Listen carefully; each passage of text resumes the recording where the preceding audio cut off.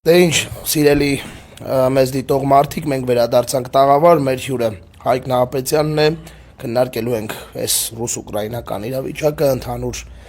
երեկվա ամերիկացիքի առաջարկները, Ռուսաստանի հավանական պատասխանը ու տենց շարունակ։ Պարոն Նահապետյան, շնորհակալություն մեզ այս ուշ ժամին հյուրընկալվելու համար, մենք ուղիղ եթերում ենք։ Ինչա կատարվում ընդհանուր այս նախ ռազմաճակատում, որովհետև գլոբալ առումով այդ օպերացիան նորից հանճարեղ օպերացիա էր եւ հետո արդեն կանցնենք բանակցային այս առաջարկներին ու տենց։ Սա նախ առաջին օպերացիան չէր, ման օպերացիա եւս արել, բայց այն թվականակ, այո, այն թվականակով 800 անց 15 կիլոմետր 15 կիլոմետրն էր, չէ՞ այս անգամ շատ, որտեղ այն մեկը 15 կիլոմետրանոց չէր։ Բայց նաև թվականակն էր մեծ եւ 3 օր իրենք երբ որ դուրս են եկել Սուջայում հակառակորդի թիկունք 3 օր կռվել են։ Հա։ Պահել են ճակատը միջև հիմնական ուժերը, այսինքն ակցիանի մեջ են վերցրել հակառակորդին։ Հետևից ու դիմացից։ Ուրեմն որովհետեւ երաշխիք չկար, որ հակառակորդը կարող էր ինչ-որ ձևով իմանալ, մեկ, երկրորդ Այսինքն կանային նաև իմանային։ Սկզբունքորեն, ասենք գերգաղտնիության պայմաններում այնուամենայնիվ արվել եւ Կուրսկի ճակատը ամբողջովին փլուզվել է այդ 800 զինծառայողով, որ դուրս են եկել, ընդ որում հիմնականում մասնակիցները լուրջ ռազմական փորձառություն ունեցող անձինք են եղել։ Ոնց ասեմ վետերաններն են եղել, վետերանների հիմնականում երկու ստորաբաժան Մահմադից են եղել, որոնք ունեն լուրջ փորձառություն այդ քաղաքային պայմաններում ռազմական գործողությունների եւ վետերաններն են եղել։ Այստեղ գիտեք ինչն է նաեւ կարեւոր, որ մարդիկ կանխամտածված գնացել են մի քայլի, որտեղ հավանականությունը ողջ մնալու 50-50 է եղել։ Իսկն կարող է ողջուլ չմնային, բայց դուրս են եկել, բնագծեր են զբաղեցել, հակառակորդը իրոք հանկարծակի է եկել, ասենք անսպասել է եղել իրենց համար եւ թվականակն է մեծ եղել 3 օր կռիվներ մինչեւ հիմնական ուժերը մոտեցել են եւ ակցիանի մեջ են վերցրել, նո այսօր երեկոյան ուշ տվյալներով ասում են հիմնականում քաղաքը վերցված է, այսինքն կարելի է ասել այսպես Կուրսկի մարզը հիմնականում վերցված է, այստեղ ուկրաինացիները հրատապ կարգով փորձում են առավելագույն վերադառնալ ելման կետեր դեպի Սումի մարզ, այսինքն դեպի Ուկրաինա եւ փոքր շրջափակման օղակներ կան, որտեղ ռուսները շրջափակել են օղակի, հանձնվողներն են շատ անելանելի վիճակը իսկապես։ Այսինքն գլոբալ առումով Կուրսկի մարզի մեծ մասը, որը վերցրել էին դրա ուկրաինացիները, ռուսները հետ են վերցրել։ Եվ այդ մեծ քաղաքը էլի ամենամեծ քաղաքն, այո։ Ու հիմա Սուջան ամբողջությամբ ազատագրված է։ Ու ասենք ես մի ժամը կես առաջ ասի, այնտեղ մի 2-3 միկրոշրջան է մնացել, բայց սկզբունքորեն դա արդեն որոշված հարց է։ Եվ այսօր հետաքրքիր է, որ մի կարճ ժամանակ առաջ Ռուսաստանի նախագահ զինվորական համազգեստով գնացել է Կուրսկի ռազմական կառավարման կենտրոն, որտեղ իրեն դիմավորել է շտաբի պետը Գերասիմովը եւ զեկույց է տվել։ Հա։ Սա այսինքն ասում է, որ իրենց տարածքը սկզբունքորեն նաև ազատագրվում է, բայց ինչ եթե վերադառնանք այդ բանակցություններին, իդեպ այստեղ մի քիչ հակասական իրավիճակ կա։ Նախ ասում են 30 օր հրադադար, որի ընթացքում ինչ որ բան։ Իսկ ով ասում, որ բանակցությունները պարտադիր է հրադադարի ռեժիմում։ Միանշանակ։ Ես օրինակ բերեմ Վիետնամում ամերիկացիները բանակցում էին միաժամանակ ռազմական գործողություններ էին իրականացնում, սա առաջին։ Փրթվում էին, էլի։ Երկրորդ, այո, երկրորդ փաստացի հրադադարի ռեժիմի իմաստը որն է, որ ասենք երկու կողմերը չկրակեն որոշակի բանակցություններ ընդհանուր հայտարար, հա, եւ այդպես շարունակ։ Մանրամասները չկա, այսօր Ռուսաստանի նախագահի մամլոխոսնակ Պեսկովը ասաց, որ մենք մանրամասները չենք ստացել, դետալները, ընդհանուր հայտարարություններն ենք ծանոթ։ Հա։ Դետալները մենք չգիտենք։ Եվ այստեղից ասենք շատ պարզ տրիվիալ հետևություն, եթե հրադադար եւ կռիվ պիտի չլինի, շատ տրամաբանական է, որ այնինչ Միացյալ Նահանգներ օրեր առաջ ասաց, որ որից է զինական օժանդակություն ԱՄՆ-ից Ուկրաինային չի լինի, այդ թվում զինտեխնիկա, այդ թվում նաեւ հետախուզական տվյալներ։ Այսօր չգիտես ինչու վերականգնել են եւ զենքը զինամթերքը ամերիկացիք վերականգնել։ այո, հենց այն պահին, երբ Զելենսկին համաձայնել է հրադադարի գնալ, միանգամից վերականգնել են, բայց ես ուրիշ բանի վրա էր նաև հետաքրքիր, որ անտրամաբանական է, Այսինքն հրադադարը ես գնում խես այն ինչու է առավելից կասեցել են հետախուզական տվյալների փոխանցումը, նաև դա են վերականգնել։ Այո, լավ, հիմա բայց մենք միևնույն ժամանակ տեսանք, որ ամերիկական կողմը շատ մեծ վստահությամբ արդեն խոսում էր այն մասին, որ սա պատերազմի վերջի սկիզբն է, ասում են այն մասին, որ արդեն հիմա խոսույթը այն մասին չէ թե երբ է ավարտվելու պատերազմը, այլ թե ինչպես է ավարտվելու պատերազմը, մեծ վստահություն կար իրանց մեջ, նաև միևնույն ժամանակ որոշակի սպառնալիքներ կարելի Ռուսաստանի հասցեին, վստահ եմ տեսակ, որ Տրամպը ասում էր, որ ունակ է նոր ինչ-որ սանկցիաներ կիրառել ահռելի վնաս պատճառող հավանական վնաս, բայց ասма չեմ ուզում անեմ, ուզում եմ գնանք բանի ճանապարհով, խաղաղության ճանապարհով, նաև եվրոպական մակրոնախառ այդ տուսովկան, ասել էր, որ հիմա գնդակը Ռուսաստանի դաշտում, այսինքն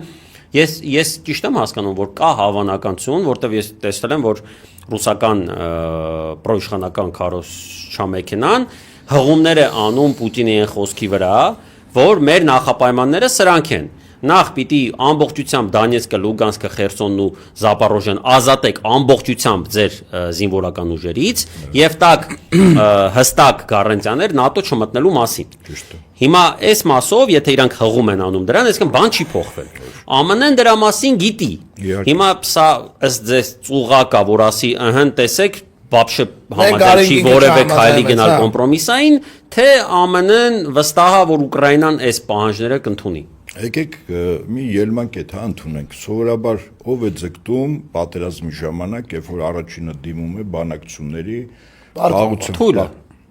Սա արձանագրություն։ Այսքան ռուսական կողմը այստեղ որոցի խնդիր չունի։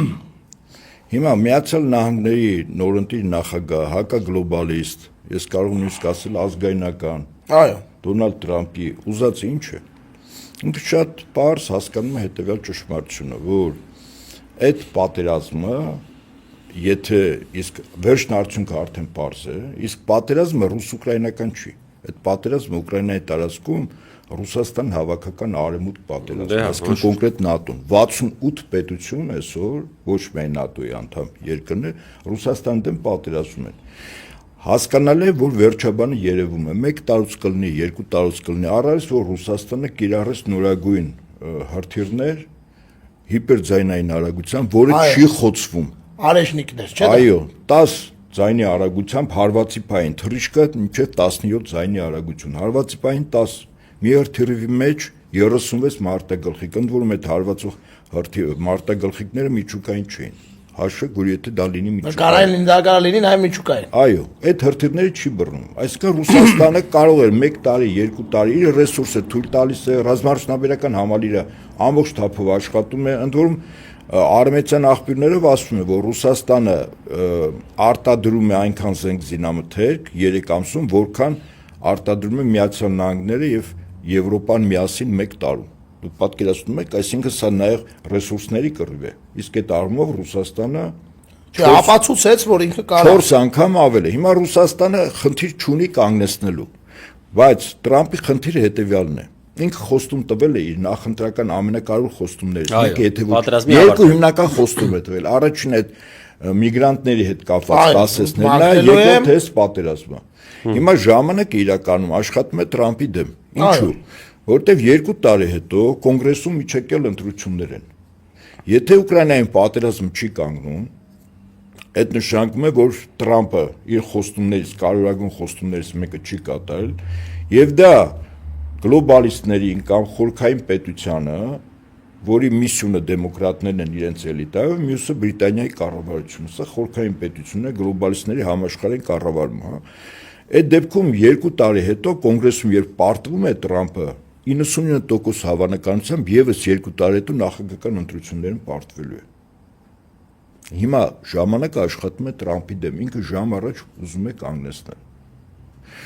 Եվ ես կարծում եմ, որ Տրամպը գնալու է շատ ավելի մեծ զիջումների, քան այսօր առերևույթ խոսվում է դրա մասին։ Բայց մյուս կողմից էլ հակասական է, եթե խաղաղություն ես ուզում, այդ դեպքում ինչու շատ արագ Լեհաստանում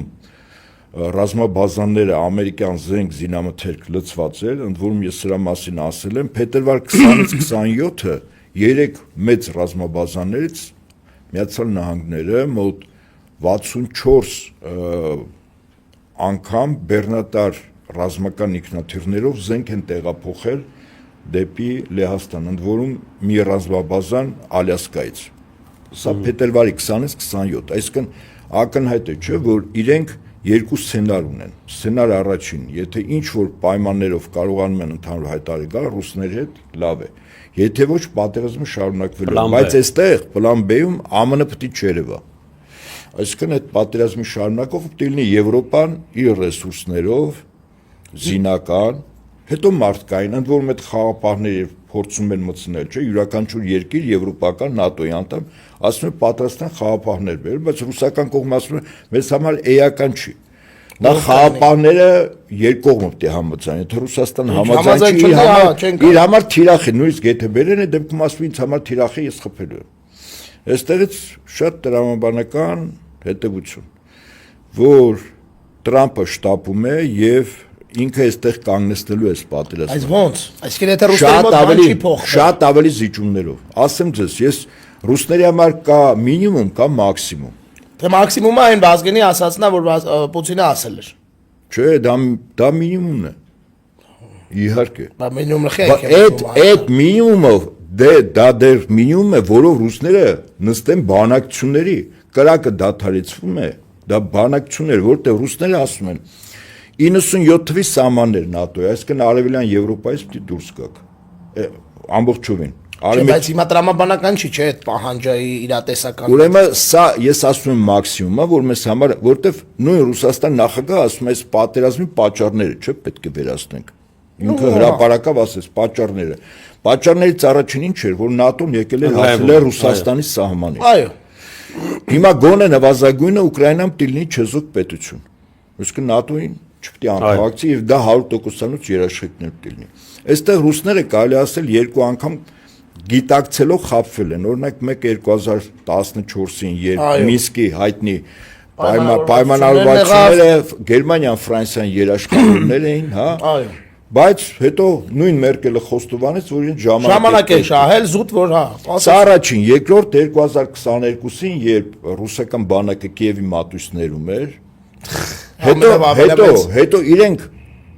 խնդիրը ո՞րն էր, խնդիրը որ սկզբունքորեն պատերազմ են ծավալները չընդունել, որ ընդունեց։ Ռուսները նահանջեցին, ասին հա, դե իհարկե երաշխիքներ կա, հետո պարզեց որ չէ։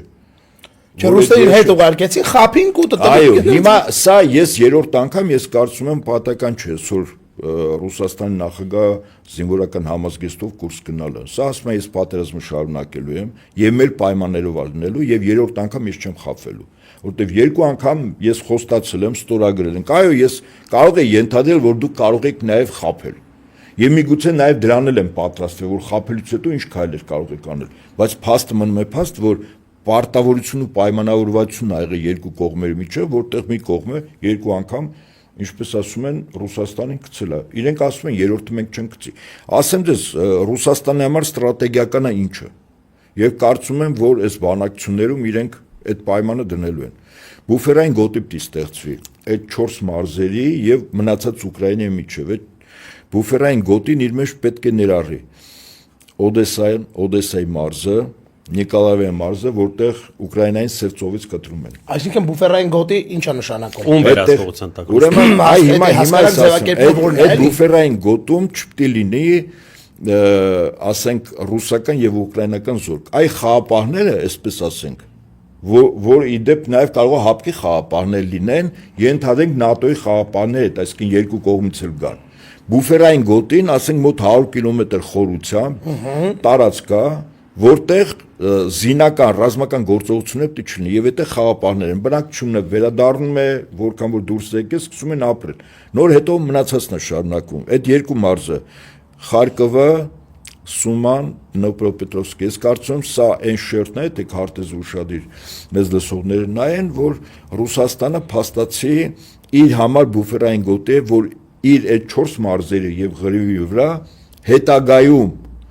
5-10 տարի հետո այդ նույն Ուկրաինան չի վերազինվի, ասենք Եվրոպայի կողմից, նույն Միացյալ Նահանգներում կարող է իշխանափոխություն լինի եւ վիճակը փոխվի, չէ՞։ Եկա ոնց որ մեզ համար այդ 7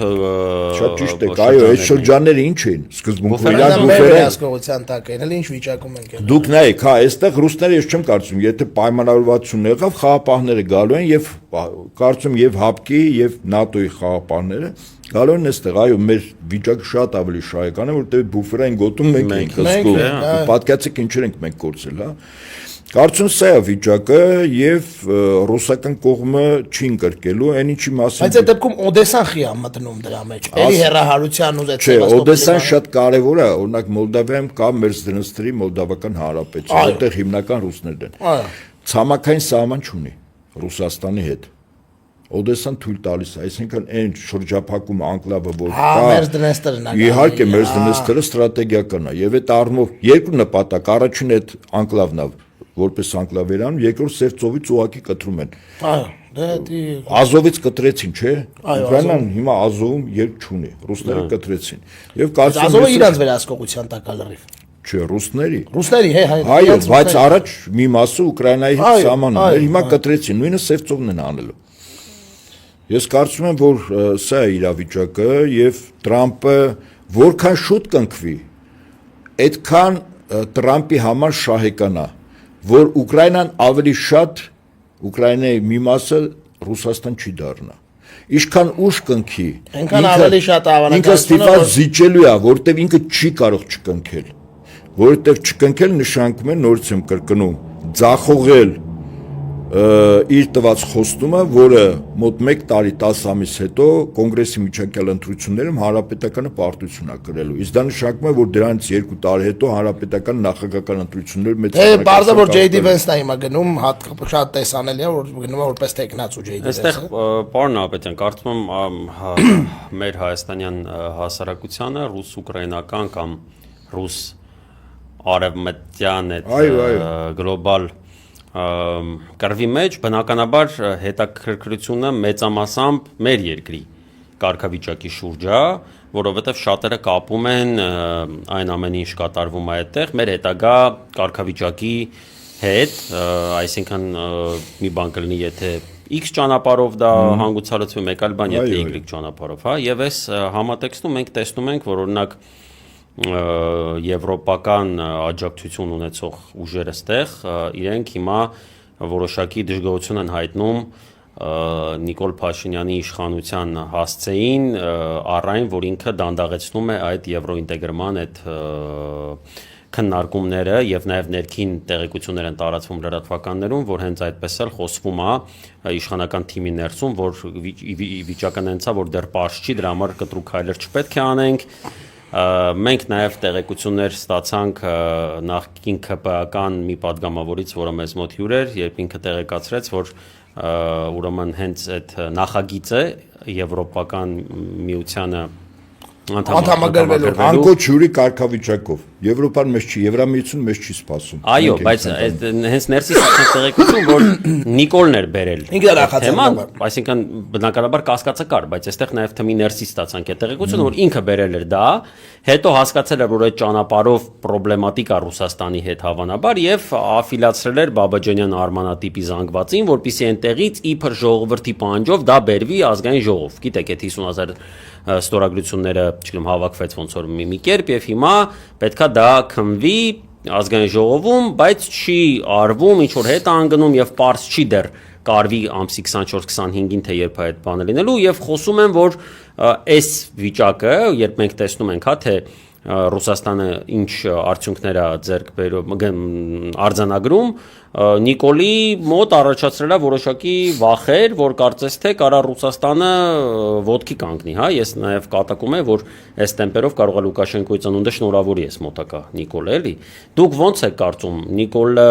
իսկապես հիմա ուշով հետևում է եւ իր գործողությունները անմիջապես կապելու է այս իրադարձությունների հետ։ Նախ իրադարձությունների զարգացումը ինչպես կարող է ազդել մեր տարածաշրջանի վրա։ Ակնհայտ է, որ Ռուսաստանի հետ Ուկրաինայի պայմանավորվածության երկրորդ պայմանավորությունը ձախողեց այն ժամանակ Բրիտանիայի վարչապետ Բորիս Ջոնսոնը։ Սա փաստ է։ Միանշանակ։ Դու իրանք էլ են ընդունել։ Հիմա հիշեք, որ Վաշինգտոնում Տրամփ-Զելենսկի հանդիպումը, որը փաստացի ձախողվեց արդյունքի տեսանկյունից, 2 օր հետո Լոնդոնում եղավ գագաթաժողով Եվրամիության եւ ՆԱՏՕ-ի որոշ ընտրված անդամների ղեկավարների, բայց որոնք այդ ժամանակ որոշ խաղաղության մասին չէին խոսում, երկու հիմնական հարցեր՝ ֆինանսավորում եւ ռազմական օգնություն։ Իդեպ այսօր Ֆրանսիայի նախագահը Լեհաստանի եւ Գերմանիայի վարչապետները շնորհավորել են եւ շնորհակալություն են հայտնել Տրամփի այդ կեցվածքին, որը խաղաղության վերաբերյալ ինքը ինչ որ, այսինքն ես ուզում եմ ասել, կար ժամանակ առաջ իրենք մի բան էին ասում, այսօր տրամագծորեն հակառակ ողջունում են։ Իսկ մինչև Զելենսկուն ինչպես ասում են, թվեր էին տալիս, ասում են, չէ, դու կռվի շարունակի, մենք օգնենք։ Մենք էլ միացյալ եվրոպական բանակ ստեղծենք, տեխնիկա եւ այլն։ Փողն էլ կա ու կա։ Հա, պրո այդ 500 միլիարդ այդպես կար։ Ես սա ինչի համար եմ ասում, որ փաստացի Ուկրաինայում պատերազմի շարունակականություն ապավող մի շահագրգիռ պետություն կա, որը իրականացնում է քայլեր ձախողելու Տրամփի բոլոր խոստումները, դա Բրիտանիան է, որտեղ խորքային պետության սյուներից մեկը ինքը Բրիտանիայի կառավարությունն է եւ պատական չի։ Ում խորքային պետության։ Կա, ուրեմն համաշխարհային ամերիկյան խորքային պետության։ Այո, ինքը երկու սյուն ունի, մեկը դեմոկրատներն են իր էլիտայով, հա, հիմնականում ֆինանսական էլիտան, հա, այդ օլիգարխները։ Այո, բայց մյուս սյունը ինքը Բրիտանիան է։ Ավելին ասեմ ձեզ, ուշադրություն դարձրեք կոնգրեսում, երբ Տրամփը ելույթ էր ունենում, ես դրա մասին վաղուց եմ ասել, տարիքով մարդը, որ կյանքում շատ բաների է ասել, իր կյանքի իմաստը նպատակը պատմության մեջ շատ երկար ժամանակահատվածում մնալն է։ Ինքը իրեն միշտ համեմատել է Ջորջ Վաշինգտոնի հետ, ասեմ ինչու, որովհետև Ջորջ Վաշինգտոնն են մարդն էր, որը Ամերիկա պետությունը քաղաքական առումով որպես գաղութ Բրիտանիայից կարողացավ փոկել։ Տնտեսական առումով Ֆեդերալ ռեզերվային համակարգը, որը գոյություն ունի, Լոնդոն Սիթիին է ենթարկվում այդ բանկերները։ Իսկ Տրամփը խնդիր է դրել վերականգնել ԱՄՆ-ի տնտեսական ինքնիշխանությունը։ Այսինքն կամ պետականացնելու են Ֆեդերալ ռեզերվային համակարգը, իդեպ որի մասին Վենսը վերջերս ասել, այո, պետականը ռեզերվի մասին ասել։ Այո, ասել է պետականացնել։ Ինչու, որտեղ մեծ հաշվով 37 տրիլիոն դոլար պարտք ունեցող պետությունը Միացյալ Նահանգները ամենասնանկ պետությունն է այսօր, եթե նայում ենք։ Ինքը ամենաշատ պարտք ունի, որից է պետություն, մասնավոր բանկերի միությանը այդքան պարտք չունի, որքան Միացյալ Նահանգները։ Վերանով ենք ասում 37 տրիլիոն ու ոնց է փակելու։ Հիմա շարունակությունը շահագրգիռա Բրիտանիան պատերազմը շարունակելու, որտեղ պատերազմը շարունակել դա նշանակում է Տրամփի խոստումները ձախողել։ Տրամփի խոստումները ձախողել նշանակում է 2 տարի հետո կոնգրեսում, իսկ հիմա արդեն օրինակ իդե Բրիտանիան Գերմանիայում հաղթեց։ Գլոբալիստների ներկայացուցիչ Շոլցը փոխարինվեց Մերցով, գլոբալիստների։ Իդե ոնց որ Մերցն ու Շոլցեն են կնքում։ Իհարկե, երկուսով են կնքելու։ Իսկ ԱՄՆ-ի տեխնացուն այլ էր, եթե հիշում եք, Վենսը երբ եկավ Մյունխեն, իր ասածը եվրոպական երկրների ներկայացուցիչներին ասում են դեմոկրատիան, որ դուք եք անում եք դեմոկրատիա չի, Ռումինիայի օրինակն էլ բերեց։ Իդեպ պատական չի, որ հիմա Ռումինիայի ընտրված նախագահը, որը չհաստատեցին, իրեն այլ սահմանադրական դատարանով թույլ չեն տալիս մասնակցել ընտրություններին։ Այսինքն այդ խորքային պետությունը կամ Բրիտանիա, ավելի առարկայական ասեմ, Բրիտանիան դեռևս լծակներ ունի Եվրոպայում ազդելու։ Հիմա գանք մեր տարածաշրջան։ Ռուսաստանի եւ Թուրքիայի այս վերջին, ասենք այսպես 10-12 տարվա հարաբերական ջերմացումը, մտերմությունը տնտեսական առումով, տուրիզմի առումով, ատոմական կառուցելու առերևույթ մարդկանց մոտ տպավորություն է ստեղծում, որ գոյություն ունի ռուս-թուրքական դաշինք։ Այո։ Ես էլ ասում եմ, Ռուսաստանը միակ պետությունն է, որ մի պետության հետ 13 մեծ պատերազմ աղը, եւ դա Թուրքիան։ Տեսնում եք ինչպիսի սեր է։ Ռուս-թուրքական սերը դրսևորվում է 13 մեծ պատերազմում։ Խնդիրը ո՞րն է։ Իհարկե Ռուսաստանի ղեկավարությունը ռազմաքաղաքական հրաշալի գնահատում էր, որ ինքը ԱՄՆ-ի հետ, դեռևս նախկին վարչակազմ ԱՄՆ-ի, հա, գլոբալիստների ԱՄՆ-ի հետ ինքը պատերազմելու է եւ այդ պատերազմի տարածքը Ուկրաինան է։ իրենք հրաշալի գիտեն, որ Ուկրաինայում այդ բանակը պատրաստվում է, չէ, 2014-ից։ գիտեն։ Իսկ մինչև գաղափարական Մասին առումով Բզեժինսկին ասել է դեռ Grand Chess Board-ի մեջ, Великая շախմատная դասկայի մեջ։ շատ ճիշտ Հիմա է։ դա Ահա, հիմա այստեղից այստեղից հետևություն, որ Ռուսաստանի Դաշնության համար շատ կարևոր է, որ իր համար երկրորդ ճակատ չբացեր, որտեղ ինքը հրաշալի գիտեր երկրորդ ճակատ բացելու ամենահավանական վայրը այն տարածքն է, որտեղ մենք ենք բնակվում։ Իդեպ ասեմ ձեզ։ դրա համար զիջես Թուրքերին գլոբալ առումով։ Որոշակի առումով, այո, որոշակի զիջումներ եղել է։ Հիմա եթե Դե շատ ավելի շատ, քան որոշակի։ Հիմա մենք եկեք այսպես էլի, այսինքն քանի որ մեր տեղեկատվության աղբյուրները բաց աղբյուրներն են, իսկ այստեղ շատ բաներ կա, որ նաև գաղտնիության, ուրեմն քողին ներքո է։ Բայց արձանագրենք հետեւյալը, որ հիմա Բրիտանիան փորձ է անում մեր տարածաշրջանը ներքաշել երկրորդ ճակատ բացելու եւ Ուկրաինայում պատերազմը չկանգնեցնելու հնարավորության մեջ։ Պատկերացրեք տեսականորեն երկրորդ ճակատ եթե այստեղ բացվում է, ապա ռուսական եւ ներ են քաշվում այդ կռվի մեջ մի կողմից Ռուսաստանը, Իրանը, մյուս կողմից Թուրքիան։ Բրիտանիան էլ միևնույն է, թե ինչքան թուրք կամ այս մյուս պետությունների քաղաքացիները կզոհվեն այդ բախումների ժամանակ։ Բայց եթե այստեղ երկրորդ ճակատ է բացում, նշանակում է Ռուսաստանը իր ուժերի մի մասը անպայման տեղափոխելու այստեղ։ Հիշեք 1941-44։ Բայց իրականում տեղափոխելու է, թե ուղղակի տես բանցիկով տալու է թուրքերին, ախր դա։ Հիմա լավ, եկեք այսպես, հա։ Նու տեսակետը, որ իրավունք ունի գոյություն, բայց ես օրինակ բերեմ 1941-44 թվականներին թուրքերը մի քանի տասնյակ դիվիզիա Հայաստանի ու Վրաստանի սահմանում պահում էին եւ սովետական միությունը ստիպված որպեսզի այդտեղից ճեղքում չլինի իրենք եւս պահում էին Թուրքիայի ղեկավարները որոնք ունեն դարերով եւ դիվանագիտական եւ քաղաքական լուրջ փորձառություն իսկ այդ ինստիտուտները աշխատել են հա իրենք հրաշալի հաշվել են որ Ստալինգրադի ճակատամարտում եթե սովետական բանակը պարտվում է նոր իրանք մտնելու են չպարտվեցին իրենք այդպես մինչև վերջին մնացին թեև Ստալինի ծրագրերի մեջ կար որ Թուրքիան պետք է վերցներ եթե գիտեք կարծում եմ այդ ժամանակ անգամ թուրքական բոլոր նահանգները բաժանված են Հայաստանի Վրաստանի միջև անգամ Ռայկոմի քարտուղարներ էին նշանակված բայց օգոստոսի 9-ին 12-ին Ճապոնիայի վրա միջուկային դրումբի այո Հիրոսիմա Նագասակիի վրա գցելը խորհրդային միության հետ կանգնեցր որտեվ հետախուզությունը չգիտեր իրենք այլ ռումբ ունեն 3-ն են ունեցել մեկը փորձարկել էր երկուսը կիրառել են 4-ը չունեին Հիմա սա ինչ եմ ասում որ այնուամենայնիվ որքան էլ որ Էրդողանը ինքնուրույն քաղաքականություն է հա վարում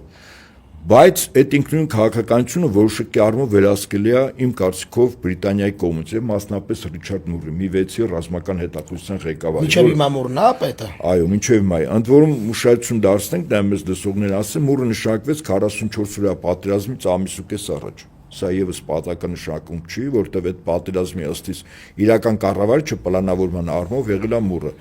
տեղում թվով մոտ 600 Թուրքիայի գլխավոր շտաբի ուրեմն ծառայողներ տեղում իրականացել են գործողությունների կառավարումը ներառել գումարտակի մակարդակով։ Սա հիմա ինչի համար եմ ասում, որ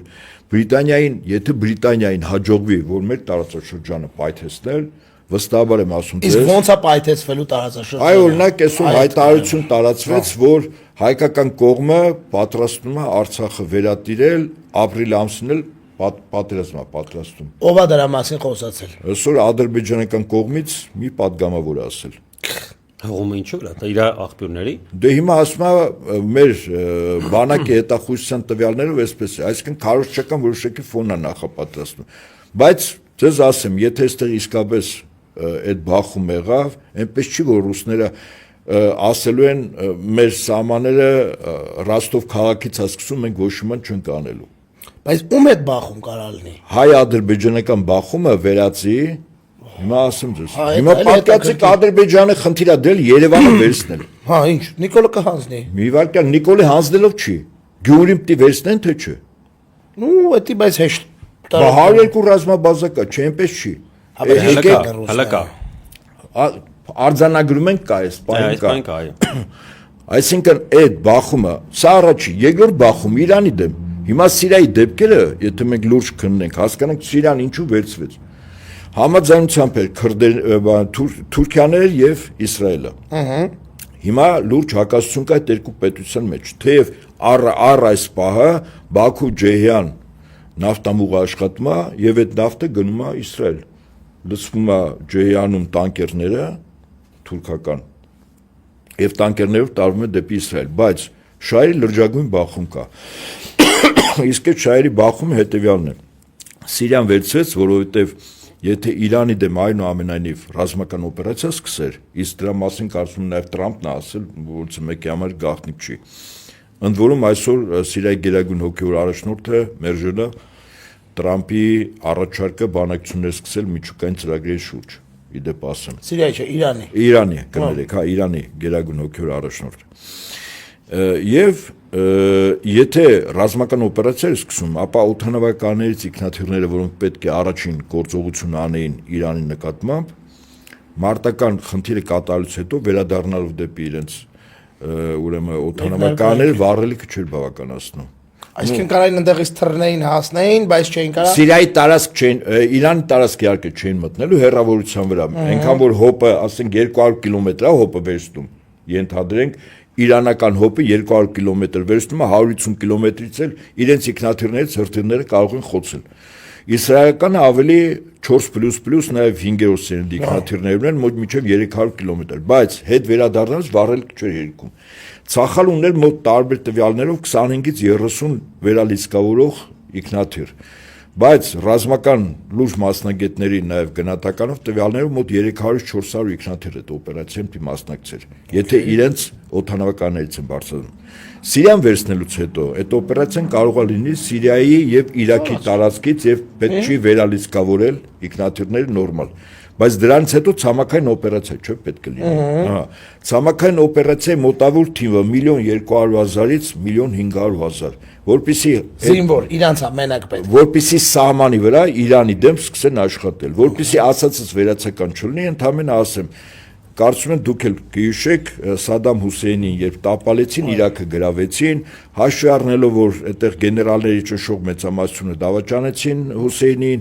բայց վերջում նշոր սկզբում դավաճանեցին։ Վերջին պահին, այո, վերջին պահին եւ Իրաքի ինքնաթիռները, որոնք ֆրանսիական արտադրության Միրաժ տիպի ինքնաթիռներ են, մարտի ժամանակ հրթիռները չէին արձակվում իրանց վրայից, այսինքն ծրագրային էր դա։ Այո, ծրագրային էր եւ չէր անջատվում, այդպիսի բան։ Հիմա նույնիսկ այդ պարագայում, որ ոնց որ թե արդեն իսկ միջև կռիվը սկսելը կանխորոշված էր այդ ճակատամարտերի երկի Իրաքի, հա, 800.000 բանակ էր շրջափակել Իրաքին։ Հիմա Իրանը Իրաք չի։ Իրան ունի հիպերձայնային արագության Դե հա, Իրանը է, որը հոկտեմբերի 1-ին անցյալ տարի Իսրայելի վրա հարվածեց եւ երկաթյա գմբեթը հակահրթիռային պաշտպանության դա չաշխատեց, որտեղ նա այլ հրթիռների շատ դանդաղ, հա, ոչ հիպերձայնային հրթիռներ չի որսում։ Այստեղից հետեւություն եւ 1.200.000-ից 1.500.000 զորք շրջափակեն, որ զորքի մի մասը էական մասը լինելու Ադրբեջանում։ Այս Զանգեզուրի Միջանցքի կռիվը ինքը ռազմական է։ Ինչու, որովհետեւ Ադրբեջան պետք է տեղափոխվեն ահաբեկիչներ, ոչ կանոնավոր զորք, ասեմ ձեզ։ Լիբիայից, Սիրիայից, Իրաքից, Թուրքիայից, Թուրքիայով մտման Նախիջևան, հիմա Նախիջևանից Հայաստանի տարածքով պիտի գնա Ադրբեջան։ Իհարկե, այդ միջանցքը առաջին հերթին ռազմական նշանակություն ունի։ Իհարկե։ Եվ Իրանի կտրուկ դրա դեմ կանգնել հենց դրա համար է, ինքը հրաշալի հասկանում է, չէ՞, այդ միջանցքը ոնց է օգտագործվելու։ Ուստև այստեղից հետևություն, որ այսօրվա օրվա իշխանությունները ես ասել եմ եւ վաղուց եմ ասել, նույնիսկ 2018-ին մի 3-4 ասենք դեպքով ես գնահատել եմ, որ կոնկրետ Փաշինյանին բերել են հատուկ ծառայությունները եւ ինքը սպասարկելու է Ադրբեջանի Թուրքիայի շահերը։ Կոնկրետ 2018-ին, որտեղ ինքը անում էր քայլեր, որով քո բանակը պետք է պատերազմում պարտվեր։ Ընդհանրապես մի 2-3 դերվագով ասեմ։ 16-ի քարորիայի ժամանակ ուշադրություն դարձրեք 16-ի ժամանակ գեներալ Մանվել Գրիգորյանը կարողացավ 1-2 օրում մի քանի հազար կամավորական փորձառու հավաքել, տանել եւ այդ քարորիայի ժամանակ մի օրվա մեջ 1-2 օրվա մեջ ես կարծում եմ այդ 3-րդ օրը արդեն մոտ 10,000 մարդ, իսկ դա փորձառություն, մոտիվացիա ունեցող ուրեմն առաջին պատերազմի մասնակիցներ։ Առաջնագիծ, այստեղից հետևություն Մանվել Գրիգորյանը խնդիր էր։ ուշադրություն դարձեք, Մանվել Գրիգորյանը առաջին մարտն էր, որին փակեցին։ Հիշում Այո, եք։ այո։ Երկրորդ փաստն եմ ասում, շատ կարևոր։ 16-ին Թուրքիան առաջին անգամ մեր դեմ կիրառեց անօթաչու թռչող սարքեր։ Թուրքիան թե Ադրբեջանը։ Թուրքիայի բայրակթարները, չէ, իրենց օպերատորները 16 թվին, բայց կային բայրակ։ Այո, 16 թվին նույնիսկ մեր մի մեքենա է խոցվել պայմանագրայիններով, որ ընդ գնացել են զոհեր են։ Այո, մենք զոհեր ենք, այսինքն առաջին անգամ։ Եվ այդ ժամանակ նախորդ իշխանությունները որոշում էին կայացրել, որ հասկանալի է, որ ապագա մարտերում անօթաչու թռչող սարքեր բավական էֆեկտիվ կարող է աշխատեն, առանց որ իրենք ոչ միայն կամիկաձե հետախուզական, այլև կառավարում են, մարտ էին կառավարում։ Եվ $300 միլիոն պայմանագիր կնքվեց նախորդ իշխանությունների ժամանակ։ 16-ին հարոպները չէին, Բայրակթարն են աշխատել։ Բայրակթար աշխատել։ Այո, աշխատել է։ Մարտա կառավարել, բայրակթարները մարտ են կառավարել։ Հիմա $300 միլիոն վարկ էր նախորդ իշխանությունը կնքել Ռուսաստանի հետ, Ռուսաստանից վարկ էր վերցնում, որսի երկու զինատեսակ գնել, մեկը կրասուխան էր, որը ռադիոէլեկտրոնային պայքարի միջոց էր, մյուսը պանցիրը, չէ, Ուկրաինայում իդեպ ասեմ, ռուսական այդ երկու զինատեսակը առավել էֆեկտիվ աշխատել է նույն բայրակթարներին փակեցին։ Ուրեմն Փաշինյանը Պանցիրը հիմնականում, բայց Պանցիրը ինքը խոցողն է, բայց կրասուխան ինքը հայտնաբերողն է, ռադիոէլեկտրոնային պայքարի, հա։ Հիմա Փաշինյանը եկավ առաջին հրամաններից մեկը, ես դրա մասին 18 թվականից ասել եմ, ինչու Փաշինյանը ուրեմն այդ պայմանագիրը չեղարկեց, գնեց ինքնաթիռ բյուջեի հաշվին, իդեպ որը առաջարկում էին նախկին իշխանությունները միջև վերջ հրաժարվում էին։ Չէ, ինքը դե առանց զինամթերքի է գնաց ինչի համար։ Սա երկու դրվագ, երկրորդ դրվագը եւ երրորդ դրվագը սկսեց իրականացնել սխալ կադրային քաղաքականություն։ Չի կարող բանակի ղեկավարը լինել զինվորական մի նեղ մասնագիտության ոլորտի մասնագետ։ Օրինակ Ջալալ Հարությունյանն ինքը հրետանավոր էր։ Բանակի ղեկավարը դիլնի համազորային կրթության ստացած։ Բայց դեռ Մնացականյանն Մնացականյանն էլ էր հրետանավոր։ Հիմա ես ասում եմ ձեզ, երբ որ դու պատրաստում ես մեզ պատերազմի, հա, օրինակ Ջալալից առաջ Լևոնը չէր Մնացականյան, Կարեն Աբրամյանն էր, որ այդ ես ծառայել եմ։ Ջալալից առաջ Կարեն Աբրամյանը, որ միանգամից Լևոն Մնացականին հանեց սա, դժարգեց Կարենը ինքը համազորային կրթությունն է, Կարենին հանեց, որի եղբայրը Արմեն Աբրամյանը մեր սահմանապահ զորքերի հրամանատարն էր, գեներալ Աբրամյանը, հա։ Եվ սխալ կադրային քաղաքականություն սկսեց ամբողջ բանակում իրականացնել։ Այսինքն նշանակ այդ թվում նաև եթե ուշադրություն դարձնեք ԱԱՑ-ում նշանակեց անձ, որը այդ կառույցի հետ բացարձակապես կապ չուներ, Քյարամյանը։ Հա, ճիշտ է, բայց պատրաստի բախ դրան նշանակեց։ Հիմա դրանից առաջ ուրեմն այսինքն կադրային քաղաքականություն, ընդ որում հակահետախուզությունը բանակին չէր ենթարկվում։ Բանակային հակահետախուզությունը ինքը ԱԱՑ-ի ենթակայությամբ էր։ Բարձեմ հələ հետախուզությունը չեմ ասում։ Որոշ ստորաբաժաններ ԱԱՑ-ին, այսինքն երբ որ դու նշանակում ես անձանց, որոնք լավագույն ցանկությունների դեպքում առանց որովհետեւ հա ենթատեքստով այդ մարդը չի կարող այդ կառույցը ղեկավարել, որտեղ գետ մեկ օր չի էլ ծառայել այդտեղ։ Հասկանում եք, այնտեղ այնպեսի կառույց է, որ լեյտենանտից դառնում են գեներալ, եւ դեռ հələ այդ հարցը այդ գեներալ կդառնա շտաբի պետ կամ շտաբ-պետ տեղական թե չի դառնա։ Այսինքն ինքը երրորդ լրջագույն սխալը կանխամտածված է թե չի, ես մտածում եմ կանխամտածված, ինքը պատրաստում էր բանակը պարտության մեր։ Հիմա գանք այսօրվա իրականությունը։ Արձանագրում եք, որ Փաշինյանը իրականացնում է Ադրբեջանի եւ Թուրքիայի նախագահների պահանջները։ Այստեղ կարծում եմ սա այնքան ակնհայտ է, որ նույնիսկ քննարկման կարիք չկա։ Ես կարծում եմ այնքան ակնհայտ է, որ նույնիսկ Նիկոլի այն փոքրատիվ աջակիցները նույնպես համաձայն են, որ այդպես է։ Հիմա այստեղից հետևություն։ Եթե Հայաստանի օրվա իշխանությունը կամ իշխանություններ ես չեմ ասում, որտեղ իշխանությունը գտնվում է ուրեմն Ադրբեջանում եւ Թուրքիայում։ Եթե օրվա ռեժիմի պարագլուխը ինքը սպասարկում է Ադրբեջանի եւ Թուրքիայի ազգային պետական շահերը Հայաստանի Հանրապետությունը, այդ ռեժիմը ինչպես է կոչվում միջազգային տերմինով եւ դրա պրակտիկա նախադեպը կա 1940-44 թիվ Ֆրանսիա կոլաբորանտ իշխանություն։ Այո։ Հիմա հարց կոլաբորանտ իշխանության նպատակը ո՞րն է ծառայել օտարին։ Իհարկե։ Դե հիմա եթե Զավթիչին ըստ էության։ Այսինքն մեզ մի ճակատամարտ, ոչ պատերազմ, մենք ճակատամարտում ենք, մեծ ճակատամարտում ենք պարտություն ենք գրել, բայց պատերազմ չի ավարտվել, որովհետև դեռևս էլ այդ խաղաղության այսպես կոչված փաստաթուղթն է, ուզում, այսինքն Ադրբեջանը մեծ թշնամի պետություն է։ Հիմա թշնամի պետության շահերը Հայաստանում սպասարկում է Փաշինյանը իր խմբակը, ընդ որում ուշադրություն դարձեք, այդ խմբակը միայն քաղաքական մասով չի։ Հայ ոստիկանը շարքային, որը փողոցում կանգնած է, ինքը կատարում է իր վերադասի հրամանը, ճիշտ է։ Վերադասով եթե գնանք ներքին գործերի նախարարն է, ամենավերևը, հա, որը կառավարության անդամ է, իսկ կառավարության ղեկավարը Փաշինյանն է, այսինքն շարքային ոստիկանը այսօր սպասարկում է Ադրբեջանի, Թուրքիայի շահերը Հայաստանում։ Իդեպ ասեմ, Ֆրանսիայում, քանի որ կային նաև գերմանական զորքեր, կոլաբորանտ իշխանության դեմ չէր գնում միայն, այսպես ասենք, հա, ոնց ասեմ, քաղաքական էլ չէր, որովհետև պատերազմի պարտիզանական պատերազմ էր գնում, մարդիկ զենքով ոչ միայն կռվում էին ռեժիմին, որտեղ ֆրանսիացիներ էին, չէ, կառավարության անդամներ, նախարարներ, քաղաքապետեր, ֆրանսիացիներ էին, բայց իրենց դեմ զինված պայքար էր գնում, որտեղ ասում են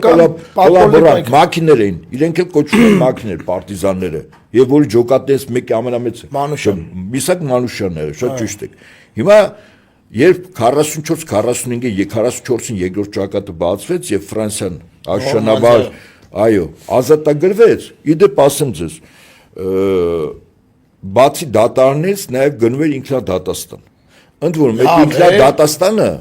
նաև օրինակ, ես այդ շատ տիպական օրինակ է, գիտեք նաև ում էին անում։ Բոլոր այն մարմնավաճառ կանանց, որոնք գերմանացի սպաների եւ զինվորների հետ տվել են, հա։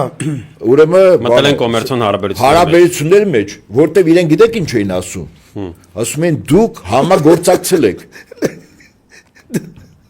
Կոմերցիոն գործունեության մեջ, կոմերցիոն փոխսեքս։ Տնտեսվարող սուբյեկտներ են, այսպես ասենք, յուրաքանչյուր։ Անհատերներեցներ։ Բարի ամենուղիղ հիմա ես ինչի համար եմ այս օրինակը բերում։ Այդ ես այդ չգիտեի։ Նայեք, այդ կանայք որ այնտեղ նույնիսկ բարոյական ցածր բայց կրիտերիան ավելի մեծ բարոյականություն են, քան այս Նիկոլենք, այնտեղի մարմնավաճառները։ Բայց այդ մարմնավաճառներին մաքիները գնդակարում են։ Ինչի համար, որտեվ ասում են ճիշտ է, դուք համակարգի մաս չեք, այո, բայց դուք համագործակցել եք։ Բոլոր համագործակցողները պիտի պատժվեն։ Ես հիմա այս զուգահեռը որ տանում եմ, եկեք հիմա եթե կարծում ինձ հետ համաձայն եք եւ մեզ դասողները, առայս որ քաղաքապայմանագրի կարգավորման ներկայացուցիչը եւս համաձայն են, որ Փաշինյանը իրականացնում է Թուրքիայի Ադրբեջանի շահերը Հայաստանում։ Այսինքն կոլաբորանտ իշխանության ցանկացած կառույց, ներառյալ նաեւ շարքային ոստիկանը, ինքը սպասարկում է Էրդողանի եւ Ալիևի կամ կատարում է պահանջները։ այո։ Այդ թվում նաեւ ես կարող եմ իմ ասացի հետ կարող եմ չհամաձայնվեք։ Հիմա երբ որ մենք իշխանությունները փորձում ենք քաղաքական պայքար մղել, այդ նշանակում է, որ մեր մոտ կա մի կարմիր գիծ։ Ասում ենք կա իշխանություն, իդեմս Նիկոլի եւ ընդդիմություն։ Հիմա եկեք նայենք Ֆրանսիայում տեղ ունեցող դեպքերի տրամաբանությամբ։ Այնտեղ իշխանություն ընդդիմություն չի եղել։ Այնտեղ եղել է կոլաբորանտ իշխանություն եւ նրանց հետ համագործակցող կարմիր գիծ։ Այնքով, այստեղ եղել է դիմադրության ճակատ, ճիշտ է։ Ահա։ Հիմա երբ մենք գնում ենք ընտրությունների այսօր, եթե ես գնում ենք, հիմա Գյումրիում ընտրություններ է թե չէ։ Դե Գյումրիում հա։ Ընտրությունն է, չէ։ Այսինքն հիմա մենք փաստացի Գյումրիում ընտրություն ոչ թե գնում ենք քաղաքապայմանագրի ներկայացուցիչի դեմ, ոչ էլ Փաշինյան Նիկոլի, մենք գնում ենք Ալիև Էրդողանի դեմ, որտեղ Նիկոլը միևնույն է իրան շահերն է սպասարկելու։ Եթե մեզ թվում է, որ ճնշող մեծամասնություն, օրինակ Գելափի մասին փոքր առաջ դուք խոսում եք, ես նստած լսում եի։ Տեսականորեն ասի, որ 99% ընդդիմությանն է, 1% Նիկոլն է։ Ասում էր էլի։ Ձեզ վստահաբար ասեմ, Նիկոլը հաղթելու է։ Այդպես է, հնարավոր չի կոլաբորանտ իշխանությանը չես կարող ընդդիմությամբ հաղթել։ Ընտրություններով այսինքն։ Իհարկե։ Այսինքն հիմա ուշադրություն դարձեք, քանի ընտրություն, երկու ընտրություն եղել է։ 10 միվարկյան 18-ին 21-ին ընտրություն եղել է։ Հա, դա եղել է, բայց թիմեր կա, որտեղ հաղթել է, չէ։ Հաղթել է, տարել փագել է։ Հիմա չի փագել լավ։ Լավ, հիմա բայց ընդհանուր առմամբ հաղթել է։ Ընդհանուր առմամբ հաղթել է։ Այսինքն ինքն է մնացել, լավ, այսպես ասեմ։ Այդտենց հա։ Խնդիրը իրա մնալն էր։ Այն մնացածը, որպեսզի ցույց տան ինձ ձեզ մյուսներին, որ այստեղ ոչ թե կոլաբորանտ իշխանությունն է եւ կարմիր գիծը այդ իշխանություն կոլաբորանտներն են մի կողմից մյուս կողմից դիմադրության շարժումը, այլ չէ ընտրությունները հա մի քիչ խախտում ա եղել, կա իշխանություն, կա անդիմություն, քաղաքական կուսակցություն, կուսակցական պայքար եւ այլն, այս ամենը իմիտացիա համար է, որովհետեւ մենք իրավիճակը համարժեք չգնահատենք եւ ամենակարևորը Համապետականները բացառվում է հաղթել եւ ամենակարևորը քանի առնվազն 4 մեծ ընդվզում եղավ, չէ Նիկոլի։ Այո։ Ես Ամեն մեկը ասել մյուսից մեծ։ կոլաբորանտ իշխանությունը կրակելու է ժողովրդի վրա։ Կասկած չունեք։ Կրակեցին։ Եվ այս վերջին դեպքերը երբ եղավ, եթե հիշում եք, հատուկ միջոցներ օգտագործեցին, որի իրավունք իրենք չունեին։ Բայց եթե իրենք վտանգ զգային ու դե ուշադրություն դարձրեք ազգային ժողովի շենքերի մոտ տանիքների վրա զինված պատրաստած եւ դիպուկա իրանք պատրաստ են որ պայն հրամանը ստանային օրինակ ես տեսականորեն չեմ բացառում եթե ինքը կոլաբորանտ է Թուրքիայի եւ Ադրբեջանի սկոնակ խիպտի Թուրքիայի եւ Ադրբեջանի հատուկ նշանակության ստորաբաժանումները ստեղ չլինեն օրինակ խիպտի չլինեն հիմա տեսեք որ ասենք Նիկոլը տեսականորեն Թուրքիան եւ Ադրբեջանը գնահատում են որ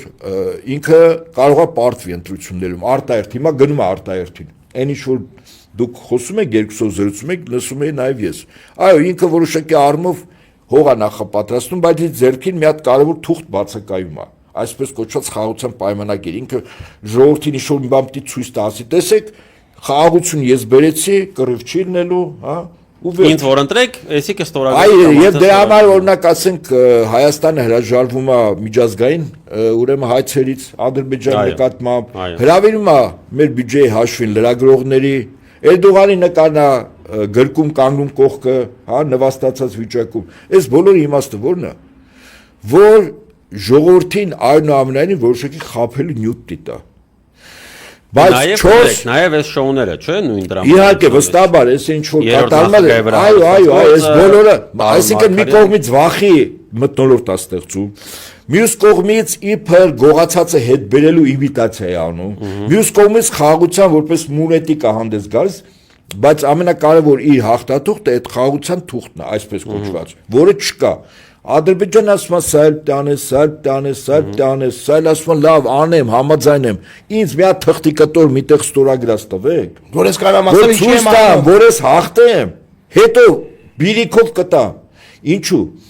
Որտեվ ըստ իս մեզ մոտ մի շատ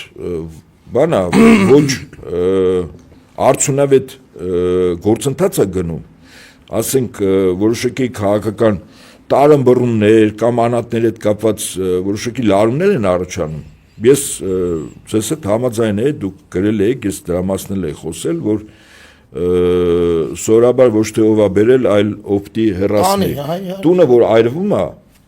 հանգամանքի բերումով։ Մարդիկ չեն մտածում, թե այդ ոնց եղավ եւ ով է պատասխանատու եւ ով է մեղավոր։ Նախ հանգցնում են, հետո դրանից հետո նստում են ճշտեն։ Ինչի՞ց եղավ։ Ինչի՞ց եղավ, ով է պատասխանատու։ Մերանք այդ ասելով, ով է լսում։ Հիմա ես այդ առումով դրա համար եմ ասում, ես համակարծիք եմ եւ որտեղ որ ինձ եթերում անգամ չեն էլ հարցնում, ես դրա մասին ասում։ Եվ այստեղից հետեւություն, շատ բարձ հետեւություն։ Երբեք Ադրբեջանն ու Թուրքիան թույլ չեն տա, որ իրանց կողմից նշանակված իրանց կամակատար Փաշինյան Նիկոլը ընտրություններով պարտվի։ Վստահաբար, որտեղ իրանց ցանկացած այլ որևիցե մեկը ուժ, անձ, որ եկավ, վստահաբար, եթե իր վերարտադրությունը չի, դեպ Նիկոլը տարբեր դեմքերով կարող է հանդես գալ։ Օրինակ, եթե զգան, որ Նիկոլը, ինչպես ասում են, արդեն չի ձգում, կբերեն Գրիգորյան Արմենին։ Ինչ որ մեկին կբերեն, դեռ իրենք ունեն պատրաստը, դեռ խնդիր չկա էլի այդ առումով։ Բայց կարծում կան նոր իրողություններ։ Դուք ասում եք նե ռուկապաժատնի, չէ՞։ Ես օրինակ կարծում եմ, որ Միացյալ Նահանգների եւ Ռուսաստանի կողմից այո, ինքը նե ռուկապաժատնի է։ Եվրամիությունը հիմա ինքը չգիտի, այսօր Տրամպին գովի, վաղը Տրամպի ասացի դեմ հանդես գա։ Եթե Տրամպը եւ իր էլիտան է մնալու ԱՄՆ-ում իշխանության այս 4 տարին եւ եւս 2-4 տարի,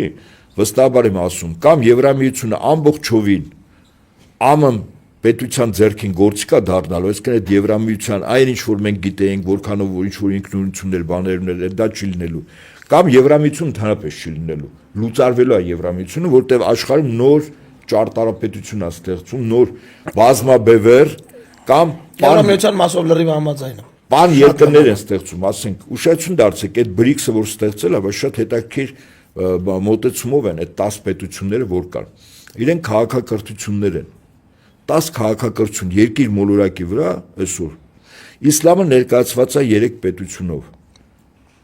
Սունի, շիա եւ ամենամեծ BRICS հիմնական անդամները, հա, ոչ գործընկեր երկրները, եւ Ինդոնեզիան ամենամեծ բնակչության թվականակով երկիրը։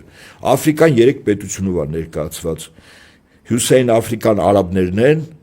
Մագրիբի երկրները, որի ներկայացուցիչը Եգիպտոսն է։ Կենտրոնական մասում, այսպես ասենք, հա, աֆրոամերիկացիներ ներկայացնում է մեր եկեղեցու քուր եկեղեցի հանդիսացող եւ դավանող Եթովպիան եւ հարավում հարավաֆրիկյան հանրապետությունը։ Հարավաֆրիկյան հանրապետությունն էլ է, այո, ինքը BRICS 5-ի մեջ է եղել, հարավաֆրիկյան հանրապետությունը առաջին հիմնադիրի մեջ է եղել։ Հաջորդը ուրեմն հինդուիզմ դավանող Հնդկաստանը, կոնֆուցիականություն դավանող Չինաստանը, Լատինական Ամերիկայի երկրներ ներկայացնող Բրազիլիան, հա։ Ներողություն, Հնդկաստանը եւս BRICS-ի անդամ է։ Այո, այդ 5-ի մեջ է առաջին նախ RICA եղել, Ռուսաստան, Չինաստան, Հնդկաստան։ RICA, հետո BRICS-ը դարձել Բրազիլիա, Հարավաֆրիկան հանրապետություն։ Հիմա BRICS պլյուսը 10 պետություն։ Սա ըստ իս նոր ստեղծվող ՄԱԿ նոր անվտանգության խորհուրդն է։ Եվ Միացյալ Նահանգներն էլ այստեղ մտնելու, բայց անվտանգության խորհրդի մշտական անդամ երկրները, ոնց որ հիմա 12-ն են, թե 13-ն են ՄԱԿ-ի անվտանգության խորհուրդ, բայց մշտական անդամ 5 պետություն է, որոնք վետոյի իրավունք ունեն, ճիշտ է։ Ես կարծում եմ, ասենք 3 պետություն է դառնում տեսականորեն նոր ՄԱԿ անվտանգության խորհուրդ, այսինքն նոր իրողություններով Միացյալ Նահանգներ, Ռուսաստան, Չինաստան։ Այս BRICS-ը, որտեղ եվրոպական մի երկիր իր համար բան կա, էլի, տեղ կա մտնելու, կամ Գերմանիան, կամ Ֆրանսիան։ Հիմա այս ամեն ինչի դեմ մահուկենաց կռիվ իդեպ մի պետություն տալիս է։ Եվ այս խոսքը հենց դրանց գրած Բրիտանիան։ Ինքը չի, որտեղ ինքը հասկանում է, որ սկզբունքորեն երկրորդ համաշխարհային պատերազմը որ ավարտվեց, թվում էր ինքը հաղթողի կողմից է, չէ՞։ Տուժած, Լոնդոնը այդքան ռմբակոծված, հրթիռակոծված։ Բայց Խորհրդային Միությունը Միացյալ Նահանգները պայմանավորեցին եւ բրիտանական կայսրությունը մեջ արեցին, ուշադրություն դարձրեք։ Օրինակ բրիտանական թագի ամենամեծ ադամանտ հանցացող Հնդկաստանը բաժին հասավ Խորհրդային Միությանը, ճիշտ է։ Այո։ Եվ այս իրողություններով մենք հասկանանք մի բան ճշմարտություն։ Կոլաբորանտ իշխանությունները այսօր նստած են Հայաստանում, եթե իրենք վաղը սեփական ժողովրդի զինված պայքար են մղելու, Ադրբեջանի Թուրքիայի հանձնարարականով ժողովուրդը պիտի դիմի ինքնապաշտպանության, որը նաև միջազգային տարբեր կոնվենցիաներով է թույլատրված ինքնապաշտպանություն։ Եթե այլ միջոցներով է, ուրեմն մեր ժողովուրդը պիտի իրենց դիմի որպես կոլաբորանտ իշխանություն, չկա հանդիմություն իշխանություն։ Իշխանություն նորից եմ ասում, գտնվում է Թուրքիայում եւ Ադրբեջանում։ Եվ էական չի, այստեղ Նիկոլնա թե ինչ որ մեկը, եթե Նիկոլը ոնց որ դուք գնահատեցիք, եթե Նիկոլը ինչպես ասում են, ալև ձեռ չի տալիս, Նիկոլներ կան այստեղ, հա։ Բայց ամենակարևոր իրողությունը որն է։ Մեր ժողովրդի համար շատ կարևոր է, որ եթե մեր երկիրը մենք չպայեցինք, հետո գաղթականի ցուպ առած տարբեր երկրներ քոչվորի հյուրի կարգավիճակով չգնանք այնտեղ վերջնաբարնել որպես ծուրվել լինի։ Այսինքն մեր երկրի իրական տերը մենք ենք եւ մեզանից յուրաքանչյուրի կատարած աշխատանքից ու ջանքից է արդյունքը լինելու։ Եթե չտրվեցինք Հայաստանն ոնց եմ ասում 3 կրիտերիա կա իշխանության այսօրվա ներկայացուցիչների, որոնք հիմար են, որոնք բթամիտ են եւ չարչի են։ Իրենց պետք չի ոչ մի բան արտադրել չարչի համար, որտեղ մի ապրանք էժան առնա տանում, որտեղ ծախում է։ Ոչ արտադրություն է պետք, ոչ գիտություն է պետք, հա, ոչ մշակույթ է պետք, ոչ ընտանիք է պետք, ոչ հավատք է պետք։ Եվ պատահական չի, որ Հայաստանը մեծ հաշվով նստացրել են ուրեմն այդ առևտուրը բանա, որ այդ մի խումբ մարդկանց մենաշնորհնա, որտեղ իրանք գերշահույթներ տիստանան։ Իրականում մեր ժողովրդին եք նստացել մի քանի ասեղների վրա, ասեղներից մեկը թղթախաղն է, կամ այդ տոտոները, վիվարները, թմրամիջոց է, հա, եւ որի հետևանքները մենք տեսնում ենք, այնքան դեպքեր ինքնասպանությունների եւ այլն որ Հայաստանում կա, հա, ակնհայտ է որ մեր նման երկրներում սովորաբար այդ ձևով կառավարում են։ Այսինքն Նիկոլը ինքը այդ Նիկոլից որ ասում է իսկապես ճիշտն է ասում, բայց իր մեջ ճիշտ բնութագրիչներ է դնել, էլի։ Ինքը եկել է սկզբունքորեն նաեւ մեր տեսակը ոչ։ Երրորդ ասելը որն էր, ըստ Ուրեմն թղթախաղն է, թմրանյութը, թմրանյութը եւ ծուլությունը ոչինչ չանել է։ Այդ առևտուր է, էլի։ Այսինքն ոչ ոք չես արտադրում։ Այստեղից վերցնում ես։ Որովհետեւ կոնյակը կծախեն կապրենք, հա։ Ջերմուկը։ Իդեպ ասեմ, այս դրա լավագույն ներկայացուցիչ գիտեք ով է եղել, որը հրաշալի ձևակերպ մատվել։ Ինքը ողջ չի, բայց թեև ասում են մացածների հետից վատ բան չէ, ես ուղղակի իր ասածն եմ, Գայդարի մասին լսած կլինեք։ Գիտեք ինչ էր ասում։ Ասում էր մեր երկիրը որից խնդիր չունի, նավթը կծախենք ինչ պետքա կառնենք։ Գայդարն է դες։ Այո, նավթը ծախում ենք։ Մեռածները հետևից չեն ասում, իստված էսա մեր բաներից մեկն ունենք։ Չէ, Խաչատրյանի է։ Այսինքն Ռուսաստանը նավթ ունի, ոչ մի պետք չի արտադրել։ Մեքենայա պետք, ինքնաթիռա պետք։ Ծախենք առնենք։ Այսինքն այսօրվա իշխանությունների մոտեցումը այդ նույն մոտեցումն է։ Գայդարական մոտեցում։ Ունենք մոլիբդեն, աշխարհի բաներ ասարա, նորմալ դե հիմա, Մարդերը մի հա, 8% մոլիբդեն կա, չէ, աշխարհի 8% մոլիբդենը Հայաստանում է։ Կծախենք, ինչ 6.5 է իմ նու հիմա ասենք հիմա, բայց շատ է, մի փոքր երկրում այդ կարևորագույն ծախենք ապրենք, էլ ինչ ունենք, ջերմուկ, կոնյակ, ծիրան, հա, Իրանը։ Բայց ամենակարևորը Ծիրանի շուրջ բան էին բռնում բաներում, խանութներում, խայտարակում։ Եվ ամենավերջում ես խիստ գնահատական տամ։ Համեցեք։ Փաշինյանը եւ իր նմանները եւ իր տերերը Հայաստանը փորձում են դարձնել մի հատ մեծ բոզանոց։ Այս երկիրը քարվանսարա մեր երեխեքին, մեր կանանց այդ բոզանոցներում աշխատող Թուրքիայում եւ Ադրբեջանում բորնկություն անող, իսկ մեր տղամարդիկ էլ հանքերում աշխատող առողջությունը ծախող 30-40 տարի որ չապրեն։ Այսինքն երկիր են սրանք պատրաստում։ Այս տաղավարում մի տարի այս բառերը չէին հնչել։ Այո, հենց նոստալգիկ ապրումներ ունեցանք։ Ինչև է։ Սա են պատրաստում։ Ես համաձայն եմ, եթե այդպես է, ուրեմն դիմադրությունը մեր մոտ համաժողովրդական դիլնի։ Եվ այդ դիմադրության անունը ընտրություն չի, իշխանություն ընդդիմություն, այդ դիմադրության անունը ազգային աստագրական պայքար է։ Մենք ազատագրվելու խնդիր ունենք։ Սրա հետ լրիվ համաձայն եմ, շնորհակալություն պարոն Ապետյան։ Պարոն Ապետյանը խոսելուց գլուխդ ֆորում է, որտեվ քարտը շատ լայն է, քարտեզը Դու էլ ես մտքով մի բան անում, քարտեզ Ինդոնեզիա, Բրազիլիա, բայց արդյունքում իհարկե այդ ամեն ինչը բերում հասնում ենք այս մեր իրավիճակին, ես առավել քան համաձայն եմ այն մտքի հետ, որ սրանց հանդեպ սա սովորական քաղաքական պայքար չի, մենք վաղուց ենք սա ասել, որ այնպես չի, որ մենք սա քաղաքական նախասիրությունների կամ ինչ որ տենց կուսակցությունների պայքար է, սա